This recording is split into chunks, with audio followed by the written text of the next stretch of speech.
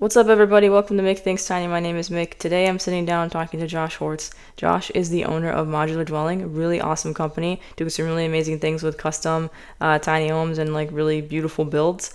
So we're going to sit down and talk to him. He's going to share a little bit about his experience. I'm hoping it's going to be really helpful for all of y'all. So without saying too much more, let's jump into the conversation.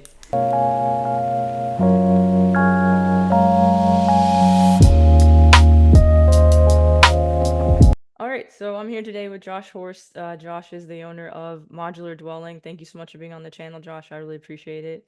If you just take a second and talk a little bit about sort of like how you got interested in tiny homes, like how you started the company, we can go from there. Mm. Thanks, mate. Thanks for having me on.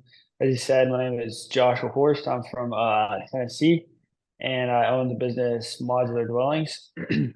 I've been doing this for about 2 years, and just recently in December, my brother and his wife decided to move to California Okay. and start something new. So I was like, well, I've been doing this for quite a little while, so I may as well just kind of work over into taking over the business side of things as well, is because I had been doing the construction phases Mm-hmm. and working with customers as well before this.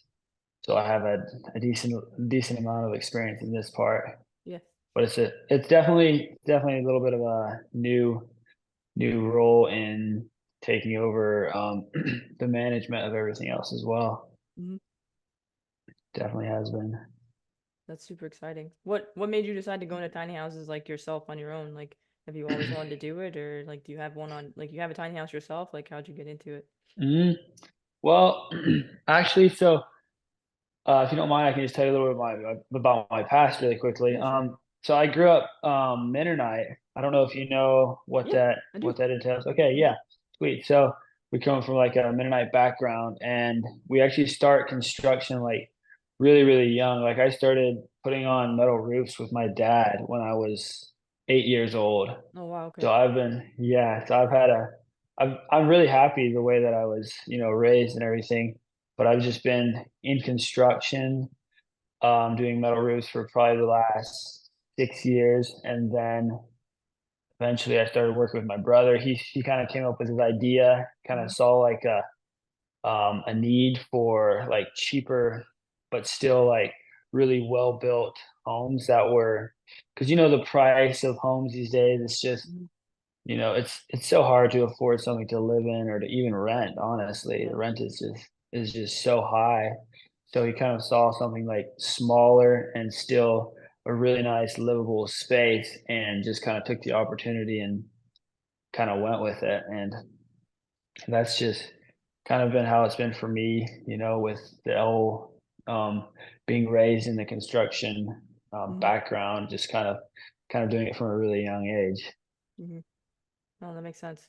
That's really cool though, because I feel Hmm. like you got like a skill most kids don't get, and then Yeah. makes it easier. Made it easier. It probably makes it easier for you to be in the role that you're in now too, because you can just sort of, add on a different role to what you're already comfortable with. Hmm. Mm, that makes sense. Definitely. It does.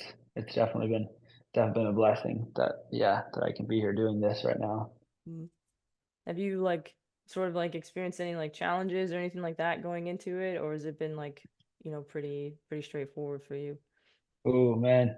There's definitely a lot of challenges in Mm-hmm. kind of setting up like a business like the professional way and doing all that work. There's definitely a lot of, yeah, figuring out kind of just what works, kind of what the customer wants.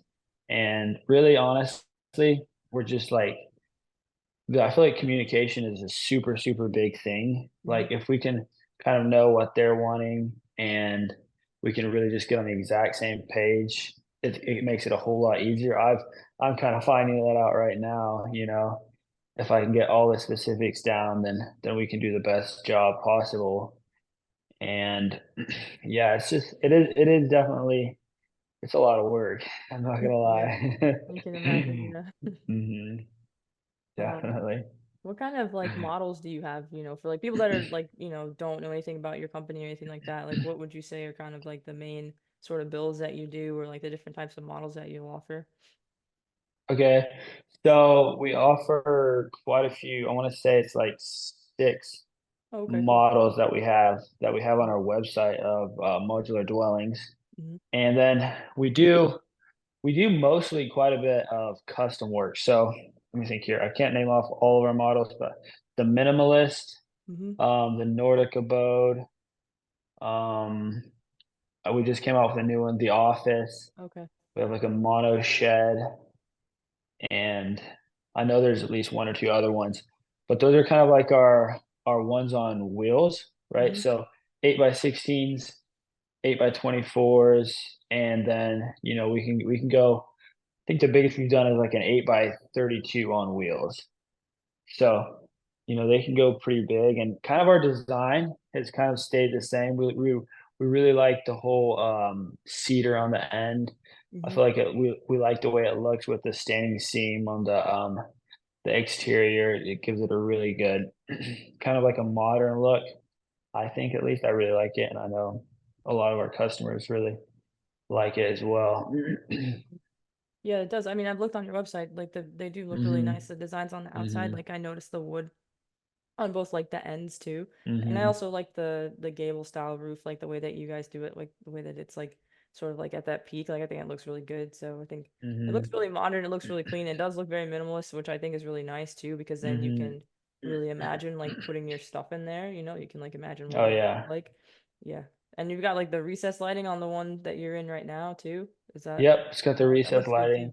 Yeah. Yeah, we really like it. It's kind of just like we really like a really nice clean look. I feel Hmm. like kind of because they're pretty small. Yeah. So everything that is in it needs to be like super like concisely put and just as space efficient as possible Hmm. to make it, the most living space with still everything that you need to live in.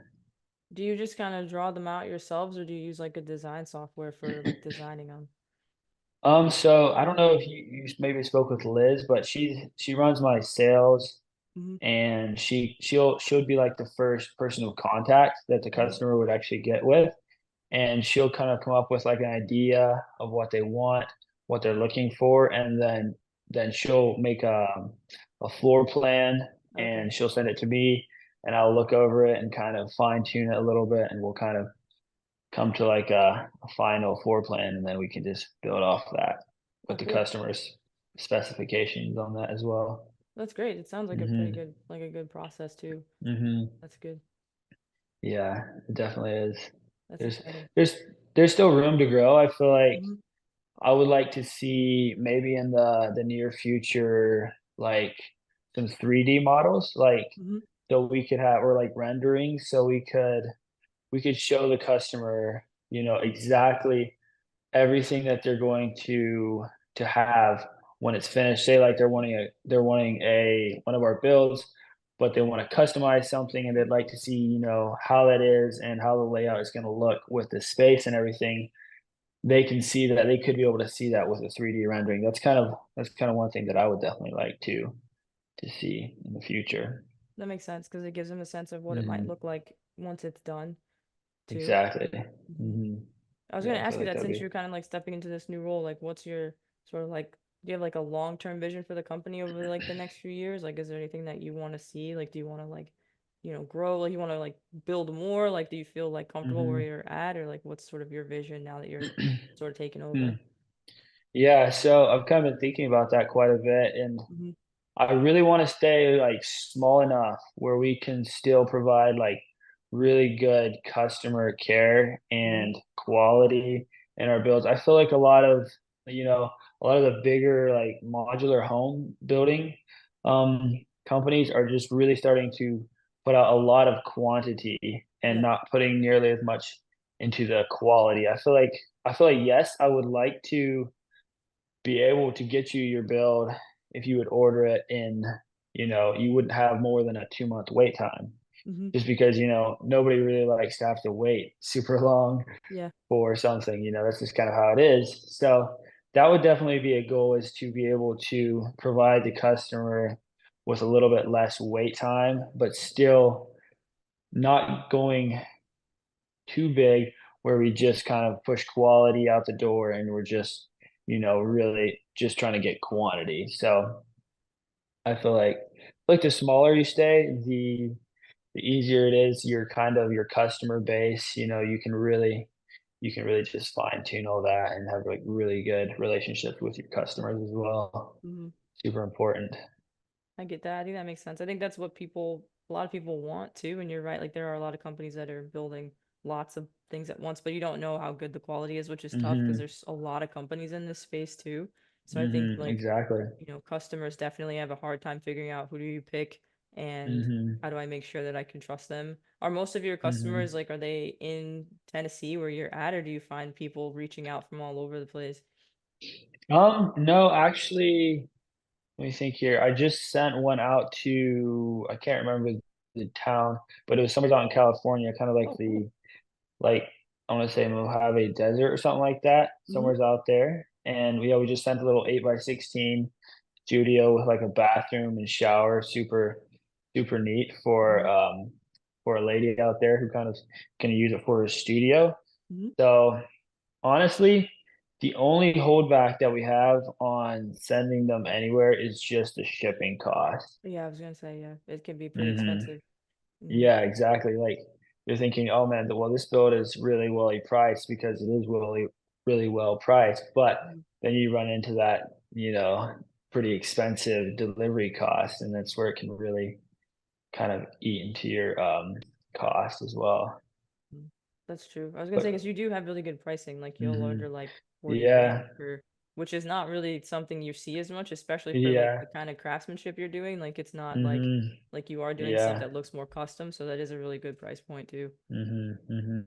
Mhm. Yeah, that's another thing. We are one of the cheapest, on the market right now, but we're still really we're still kind of figuring out, kind of the price line, but we're really just trying to make it affordable, we're not Mhm. trying to be out here just trying to make, like, a killing, we're just trying to make our goal is just to, provide, like, livable spaces for people Mhm. that, might not have the same amount of money or someone who has like a project they'd like to see come to life, something in their backyard or maybe Mhm. even an Airbnb or something like that Yeah. along those lines.